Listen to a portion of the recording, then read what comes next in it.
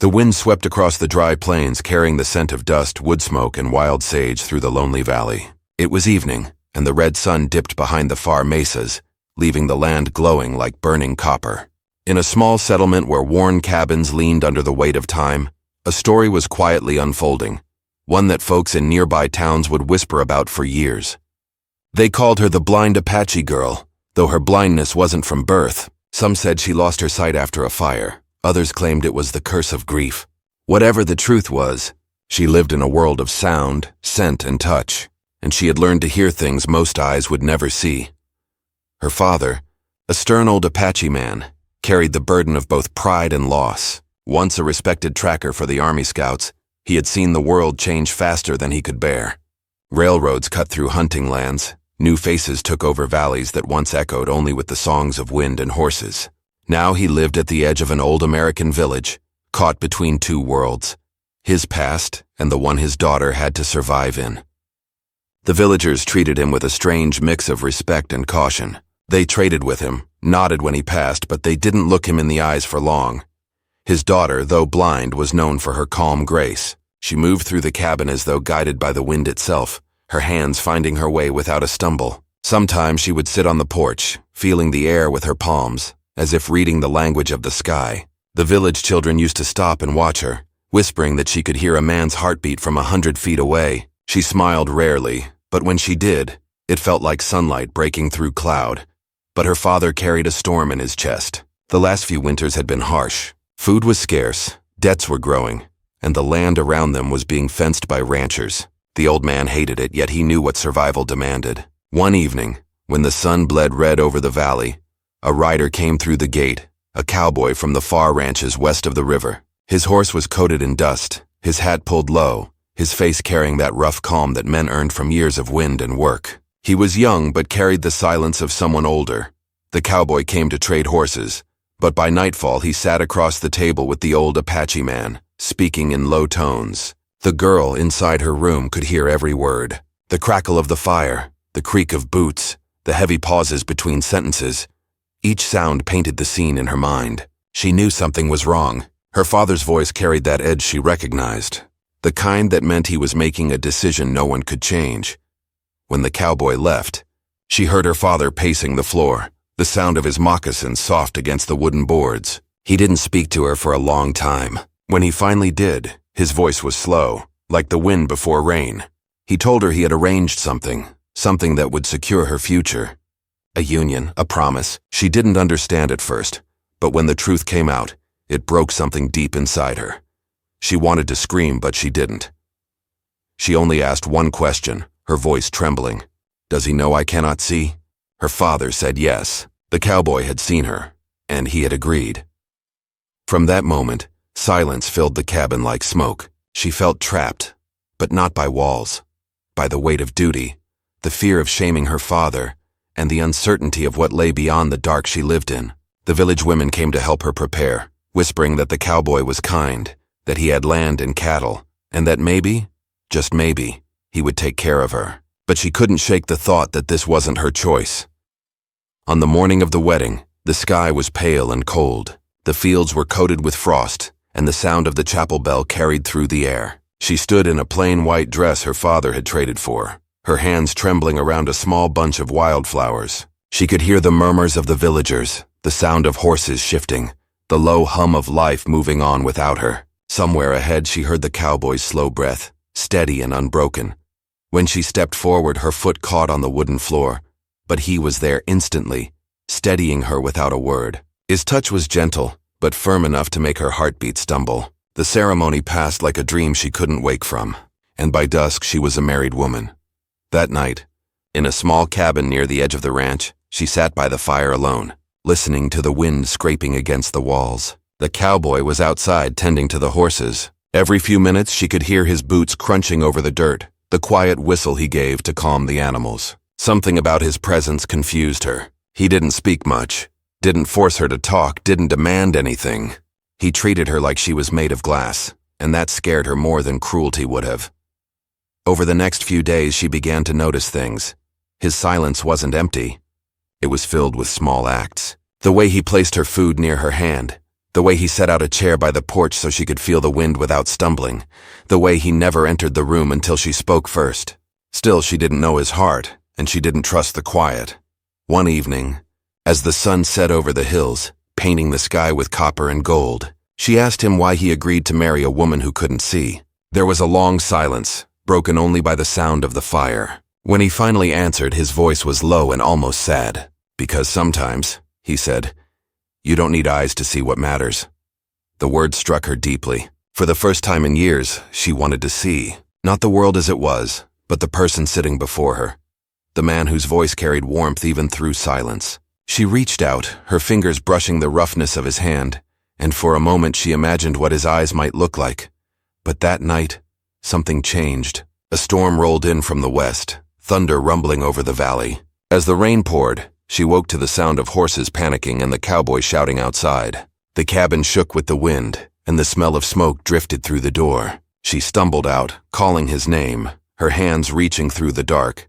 He shouted for her to stay inside, but she moved toward the sound of his voice. She could hear fear in it, not for himself, but for her. Then there was a crash, a scream of wood splitting and silence. She fell to her knees in the mud, her heart pounding.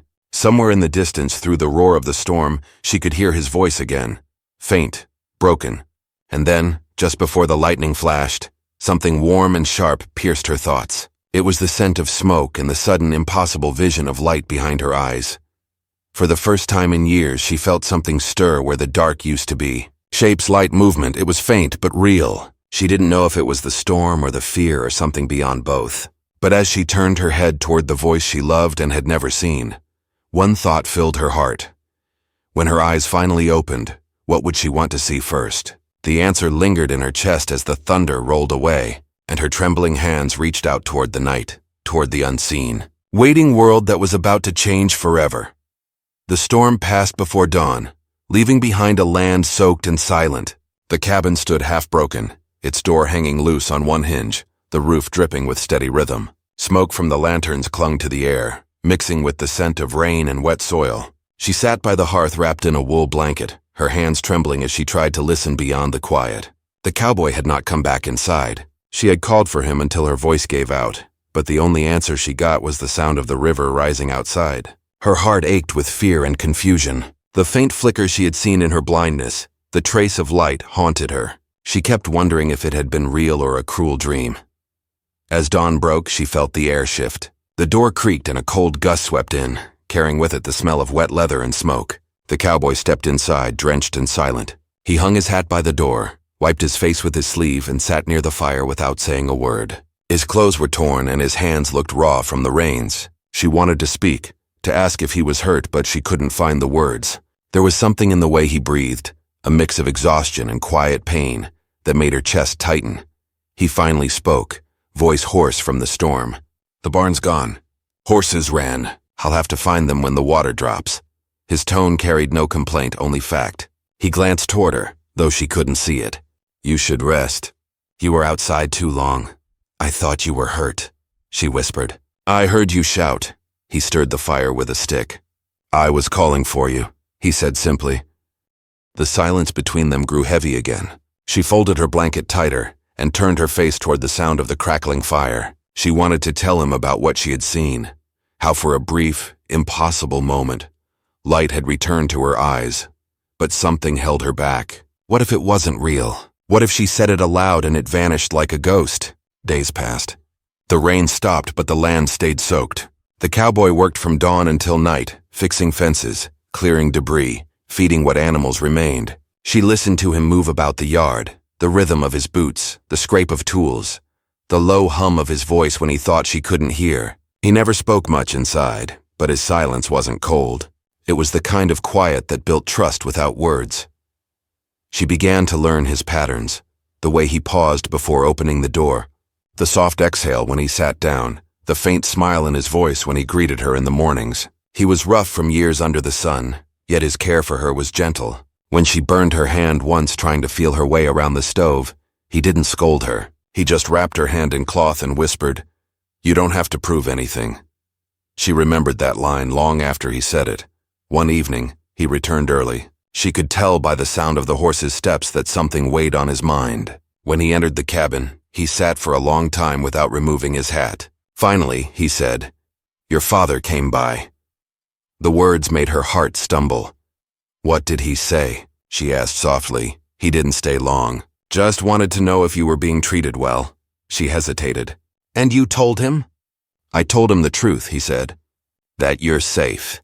She felt tears pressing at her eyes, though she didn't understand why. Her father's pride had always stood between them like a wall. He had done what he thought was best, but the way he'd handed her life to another man still cut deep. She wondered what her father truly wanted now, his daughter's peace or his own freedom from guilt. The cowboy didn't press her to talk. He poured her water, left food by her side, and went to the porch. She listened to him outside, the sound of his boots creaking as he leaned against the rail. Something about his silence drew her closer each day, yet she still didn't know who he really was. What made a man agree to marry someone like her? What pain did he hide behind that calm voice? That night, as the moon climbed high and silvered the soaked valley, she felt the faint light again. It flickered like a candle behind her eyes when she faced the window. Shapes shifted in the dark, a blur, a shimmer, then nothing. She pressed her palms to her face and whispered, "Please, not a dream." The next morning, the cowboy found her standing by the window long before sunrise. He watched her for a moment, noticing how her hands moved slowly in the air as if tracing something unseen. "You all right?" he asked. "I thought I saw light," she said. He took a slow breath. "You saw it?" "I don't know," she replied. "It was like the storm left something inside me. Like I could almost see the world again, but it fades when I try to hold it." He didn't laugh or question her. He only nodded, though she couldn't see it. "Then we'll find a way," he said softly. "Don't give up on it." His words stayed with her. For the first time since the fire that had stolen her sight, she felt something like hope. She began to listen, not just with her ears but with her heart, and slowly she began to paint the world inside her mind again. The way the fire must glow, the shape of his face in the light, the color of the sky over the ranch. One afternoon, he took her outside, leading her gently by the hand. The grass was damp under her feet, and the scent of earth filled the air. "You hear that?" he asked. She tilted her head. "The creek?" "And the trees," he added. "See how they sound when the wind moves through them. They're alive in ways you can't see," she smiled faintly. "Maybe you're the one who sees more than me." He chuckled quietly, and she felt the warmth in his laughter. It reminded her that even in blindness, life still had color, but the peace didn't last. One evening, a rider came from town, a messenger with a letter for the cowboy. He opened it by lamplight while she sat nearby, listening to the paper crackle. The silence after he read it made her uneasy. "What is it?" she asked. He folded the letter and stared into the fire. "A man's been asking questions," he said at last. "About you, about your father, about the marriage." Her breath caught. "Who?" "Someone from the fort," he answered. "Said there was an old promise your father made long ago. Something about a trade that wasn't finished." Her hands tightened in her lap. She didn't understand, but she could feel the weight in his tone. He stood and paced the floor, something he rarely did. The floorboards creaked under his boots. "I think your father's in trouble," he said quietly. "And whatever he did, it might reach here." Her mind raced. The old stories about her father's past came rushing back. Rumors that he once led soldiers through Apache lands, that he made enemies on both sides. Maybe the marriage had been more than a promise. It could have been protection, a way to keep her safe from someone dangerous. That night, she couldn't sleep. The wind had gone still, and the silence pressed against the cabin walls. Every creak sounded like footsteps. Every gust of air felt like a warning. The cowboy sat by the window, rifle leaning beside him, eyes fixed on the dark horizon. At dawn, when she finally drifted into uneasy sleep, he was still there, keeping watch. When she woke again, he was gone. Panic flooded her chest until she heard the horse outside. He returned with news, tracks near the river, signs of someone camping not far from the property. "They're watching us," he said, lowering his voice. "Maybe waiting for the right moment." She turned her face toward him. "Do you think it's my father?" "I think it's someone looking for him or for you," he replied. Her heart pounded. The blind Apache girl who had once lived quietly in the valley was now part of something larger, something dangerous. The faint return of her sight, the secrets her father carried, and the quiet courage of the man she was learning to trust, all of it felt tied together by some unseen thread. As the sun dipped low again, she sat by the window, feeling the warmth fade from the world. She thought about her father, about the choices he had made, and about the man who now stood between her and whatever was coming. Then, just as the last light disappeared, she saw it again, a faint glimmer, not imagined this time. Through the blur, she could see a shadow moving outside. One man, then another, shapes by the barn. She froze, her breath caught in her throat. "Someone's out there," she whispered. The cowboy looked up sharply, his hand already on his gun. "You can see them?" Her lips trembled as she nodded. "Not clear, but enough." He moved toward the door, every step silent and steady. She could feel the storm building again, not in the sky, but in their hearts. The night was about to turn, and when it did, nothing in that lonely valley would ever be the same again. The night hung heavy with silence, the kind that made every breath sound louder than it should. The cowboy stood near the doorway, his hand on the rifle, eyes fixed beyond the dark outline of the porch. The moon barely showed through the clouds, yet the faint shapes near the barn were real. He could tell by the way they moved, slow, cautious, trained. Whoever they weren't lost travelers. He turned slightly, his voice low but steady. "Stay inside. Don't make a sound." She sat near the window, her fingers gripping the edge of the chair. Her heart raced, but she didn't argue. The faint glow behind her eyes, the one that had started after the storm, allowed her to sense movement now, shadows shifting like whispers. She could tell there were at least 2 men outside, maybe more, their shapes darting between the fence and the old shed. The cowboy moved like the land had taught him. Quiet, sure, a man who had seen danger before. He checked the lantern, dimmed it, and looked at her once more before stepping onto the porch.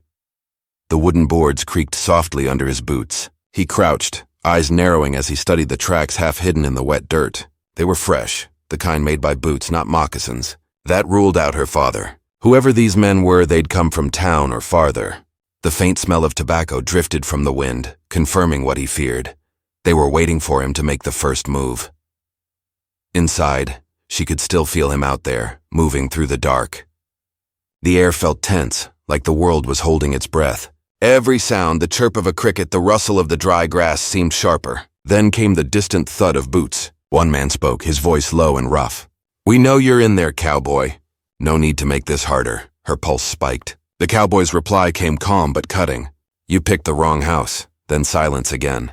The seconds dragged like hours. She wanted to run, to scream, but she stayed still. The sound of a gun cocking cracked the air, followed by the quick shuffle of boots. She ducked just as a shot split the night, hitting the doorframe. Splinters flew across the floor. The cowboy fired once in return, aiming not to kill but to warn. The blast echoed across the valley. The intruders retreated behind the barn, their shadows fading into the dark. He didn't chase them. He waited, listening to their retreat, the horses' hooves clattering faintly in the distance until only the sound of the wind remained. When he came back inside, she was trembling. He knelt beside her and whispered, "They're gone for now." "Who are they?" she asked, her voice small but unbroken. "I don't know yet," he said. "But they came for something. Maybe for you." The words hung between them. The fire crackled and she turned her face toward the sound. "If it's about my father," she said, "then they won't stop." He looked at her closely. "You know more than you've said." She hesitated, then nodded slowly. "I think my father made a deal years ago, something with the soldiers. They promised him land in exchange for helping them find the old Apache routes through the mountains. But when the war ended, they took everything and left him with nothing. He told me once that someone was still waiting for payment." The cowboy leaned back, his jaw tightening. "Then they think you're the payment." The thought chilled her.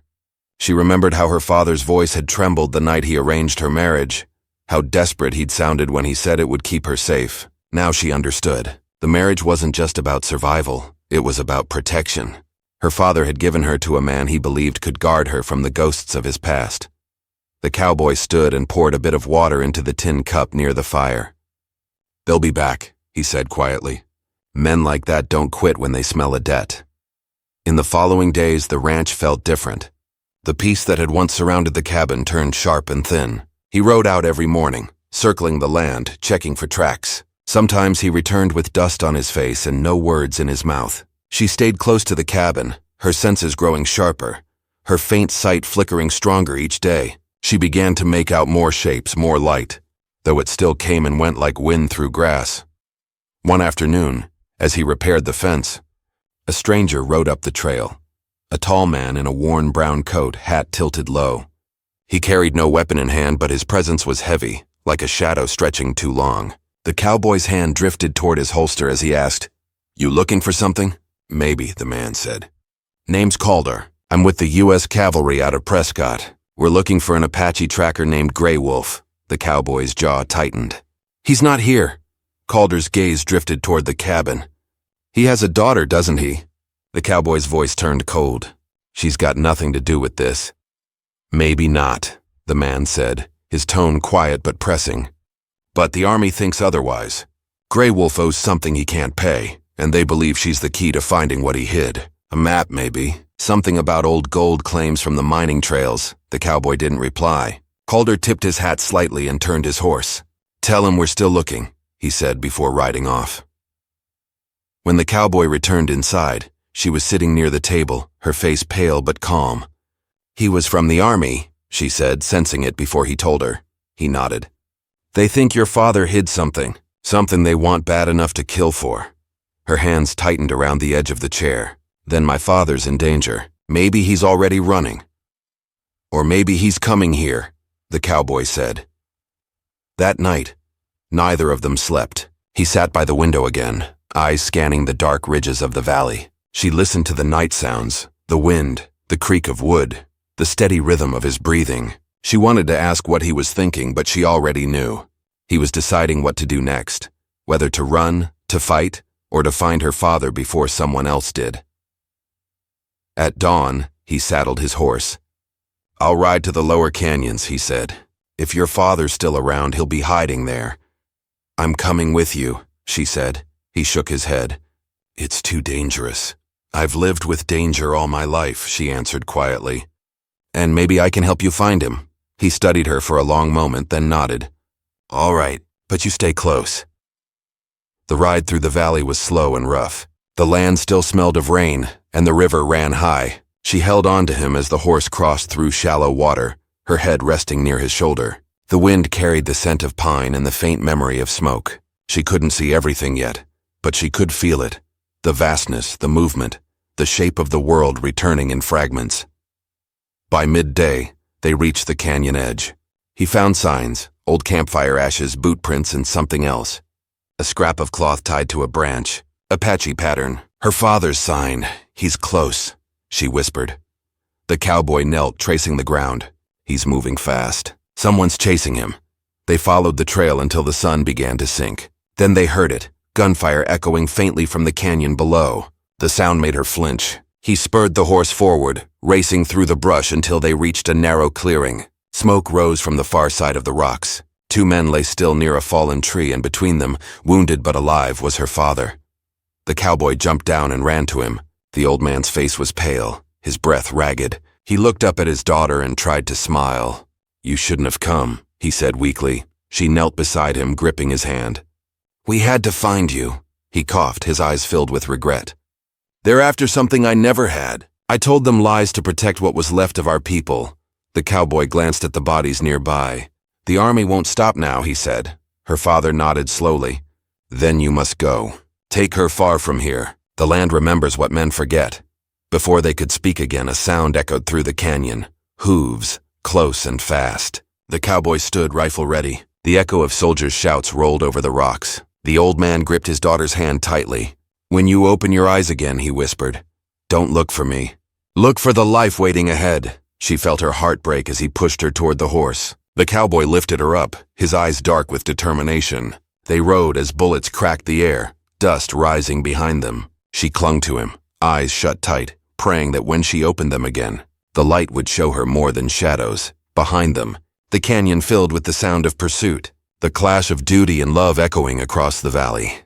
The war for survival had just begun, and the blind Apache girl, half in darkness, half in light, was about to see more than she ever dared to imagine. The horse thundered across the valley, its hooves pounding through mud and water as the wind tore past them.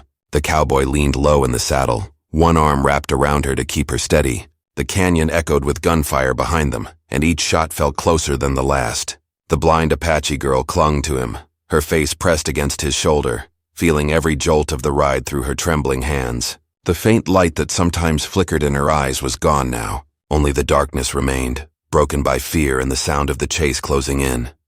The cowboy knew they couldn't outrun the soldiers forever. The horse was tired, foam streaking its neck, and the ground ahead was rising toward the ridge where the old pine forest began. He turned sharply toward the trees, hoping the cover would hide them. The path was rough, branches clawing at his coat as he urged the horse forward. The girl could sense his heart racing beneath his ribs, the pulse of a man fighting not for glory but for survival. They broke through the tree line and slowed only when the sound of the river faded behind them. He stopped near a cluster of rocks and dismounted quickly, pulling her down beside him. "We have to move on foot," he said quietly. "The horse will leave tracks." She nodded, her breathing uneven. "Is he gone?" "My father?" He hesitated, looking back toward the canyon where the smoke still lingered. "He bought us time," he said simply. "That's what matters now." She turned her face toward the wind, feeling the ache of that truth. The man who had once been her protector was gone, and the one who now stood beside her was all she had left. The cowboy led her through the forest, keeping to the shadows where the moonlight couldn't reach. The night was cold, and the air smelled of wet pine and gunpowder. They walked in silence for a long while, listening for signs of pursuit. At last, when the trees grew too thick to continue, he found a narrow hollow beneath a fallen oak. "We'll rest here till dawn," he said. He helped her sit, then crouched near the entrance, watching the dark. His rifle rested across his knees. She touched his arm. "They won't stop, will they?" "No," he said softly. "They won't stop until they find what they think your father hid." But he said there was nothing. The cowboy looked into the night. Sometimes lies are all a man has left to protect the truth. She didn't understand, but she could feel the weight in his words. The fire inside her chest burned with confusion and fear. The thought that men would kill for something that might not even exist made her stomach twist. Hours passed. The forest stayed quiet except for the faint cry of a night owl and the rustle of leaves. She dozed briefly, her head resting on his shoulder. When she woke again, the sky had turned a deep, cold gray. The cowboy was still watching the distance, eyes fixed on the faint glow of dawn rising over the valley. He turned to her as she stirred. "We'll head north," he said. "There's an old settlement a few miles away. Folks there won't ask questions." She nodded, her voice barely above a whisper. "I trust you." Those words hit him deeper than he expected. Trust was something he hadn't felt in years, not from anyone. He gave a short nod, adjusted his rifle, and helped her to her feet. They began to walk again, the sound of their steps soft against the damp earth. As the morning light grew, they reached the edge of the forest and found themselves overlooking a wide plain. The wind carried dust and the smell of horses. The cowboy froze. Far below, near the creek, a line of riders moved across the land. Soldiers. He counted 6, maybe more. They were heading east, right toward the direction they needed to go. He pulled her down behind a rock. "They're close," he whispered. "Too close." She gripped his sleeve, her voice trembling. "We can't go back." "No," he said. "We can't." He thought for a moment, eyes scanning the ridge. "But we can go higher." They began climbing up the slope, their hands scraping against stone. The path was narrow, the air thin. She stumbled once, nearly falling, but he caught her quickly, holding her steady until she found her footing again. The world around them grew sharper, the sound of the soldiers below fading but not disappearing. Every echo of a horse's hoof made her heart jump. By midday, they reached a ledge overlooking the valley. The land stretched out in all directions, endless and empty. The cowboy shaded his eyes, scanning for any sign of movement.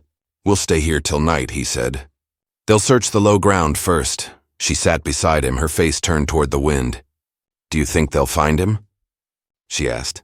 He knew she meant her father. He took a slow breath. "If they do, he'll make them regret it." She smiled faintly at that, though it was touched with sadness. "He was always strong," she said softly. "Even when he didn't want to be." The cowboy looked at her. "So are you," she shook her head. "I'm blind. I can't even see the danger coming." "You see enough," he said. "You saw those men before I did. You've seen more than most folks with 2 good eyes."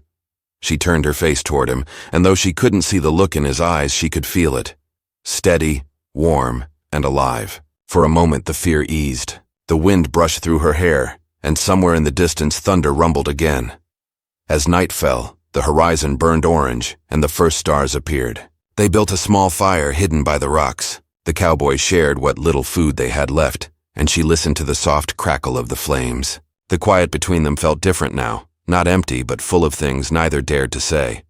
Then, out of nowhere, came the faint sound of hooves again. Not far this time. The cowboy put out the fire in one swift motion, and motioned for silence. She could hear it too, the slow, deliberate rhythm of riders moving through the grass below. He leaned close. "Stay down," he whispered. "If they climb up here, we'll have no place to run." They waited, hearts pounding. The sound grew louder, then stopped. Voices carried through the air. One of the men spoke, rough and impatient. "They're close. The old man's trail ends near the ridge. Spread out." The girl might still be with him. She covered her mouth to keep from gasping. The cowboy raised his rifle, scanning the slope below. The men dismounted, moving through the brush with lanterns. Their light flickered against the rocks, coming closer with every step. He whispered, "When I say run, head toward the trees. Don't stop till I catch up." She shook her head fiercely. "No, I'm not leaving you." "You have to," he said, his tone firm but gentle. "They're after you, not me." "I'm not running again," she whispered. "Not without you." For a moment the air between them froze. He saw the fear in her trembling hands, but also the strength in her voice. Then he nodded slowly. "All right, then we stand together." The soldiers' lights were only a few yards below now. The cowboy took position behind a rock, his rifle steady. He counted the shapes, 5 men, one staying with the horses. He waited until the first one climbed close, his boots scraping against stone. Then he fired once, the crack of the shot tearing through the night. The man fell, his lantern shattering in the dirt. Chaos broke loose. Shouts echoed. The soldiers fired blindly toward the ridge. The cowboy ducked behind the rock, bullets striking sparks off the stone. He fired again, then grabbed her hand. "Now!" They ran, their feet sliding over gravel, breath coming in ragged bursts. The trees loomed ahead, black shapes against the sky. Another shot rang out and she stumbled, crying out as her ankle twisted. He turned, pulling her up before she could fall. "Keep going," he urged. They dove into the trees, branches whipping at their faces. Behind them, voices shouted, horses neighed, and the sound of pursuit grew louder. The cowboy's mind raced. They couldn't outrun mounted men forever. He needed a plan, a way to vanish. Up ahead, he spotted a narrow gorge cutting through the hills. "There," he said, guiding her toward it. They slipped down the slope, the ground slick with loose stones. She nearly fell again, but he caught her arm just in time. They pressed themselves against the rock wall, listening as the riders thundered past above. For a long moment, neither spoke. The air smelled of dust and fear. Then she whispered, "I thought we wouldn't make it." He looked at her in the dim light, the exhaustion on her face, the streak of dirt across her cheek. "We're not safe yet," he said. "But we're close." She leaned against the rock, breathing hard. "You could have left me," he shook his head. "Not a chance." The wind picked up again, carrying the faint sound of thunder from the east. The storm was returning, and with it the end of running. The cowboy looked toward the horizon, knowing the next choice they made would decide everything. Their freedom, their lives, and maybe something even deeper. He turned to her, his voice low and steady. "When that storm hits, we'll move again. They'll lose the trail." She nodded, though her eyes filled with tears she couldn't explain. "And if they don't?" He looked away toward the sky where lightning flashed faintly in the distance. "Then we fight," he said. The wind roared through the gorge, the smell of rain rising strong. The storm would soon be upon them. The blind Apache girl reached for his hand and held it tightly, knowing that whatever came next, it would change everything. The thunder rolled closer, and far away the faint echo of horses returned, proof that the chase was far from over. The rain began before sunset, sweeping across the gorge in long silver curtains. The sound filled the air, masking the distant hoofbeats of the soldiers who still searched for them. The cowboy pulled his coat tighter around her shoulders as they crouched under the rocky overhang, the storm thrumming against the earth like a drumbeat. She could feel the tremors of thunder deep in her chest. For hours they waited, soaked and silent, knowing that only patience could save them now.